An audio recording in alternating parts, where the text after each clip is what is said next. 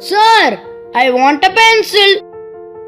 Sir, I want an eraser and a sharpener. 2 rupees for pencil, 1 rupee for eraser, 2 rupees for sharpener. So totally you have to give me 5 rupees. 5 rupees? What is that? 5 rupees is money. We have to give money to buy anything we want. Do we want money to buy vegetables? Yes, of course. Money is needed to buy everything that we want to own. Is money needed to buy a banana? Yes, of course. Whatever we want, we should pay money for that. But in our school, they are giving notebooks, textbooks, color pencils, uniforms for free of cost. We thought that, like our school, you will also give us for free of cost. Dear children, our Tamil Nadu government gives these things to students for free of cost in order to give free education for all students in our state. But I cannot give them for free. So you have to pay money for the things that you want. Sir, what is money? Can you explain it?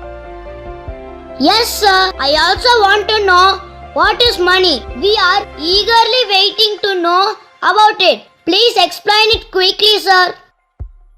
The name of our Indian money is rupee. We are using money from 1 rupee to 2000 rupees as coins and currencies. This is 1 rupee coin. This is 1 rupee currency. Both are same in value.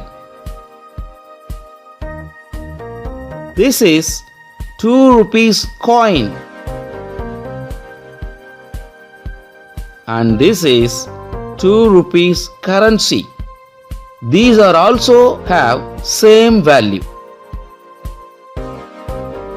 This is 5 rupees coin.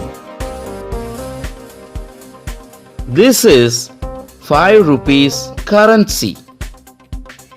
These also have same value. This is 10 rupees coin. And this is 10 rupees currency. Both are same in value. This is 20 rupees currency. We do not have coin for 20 rupees.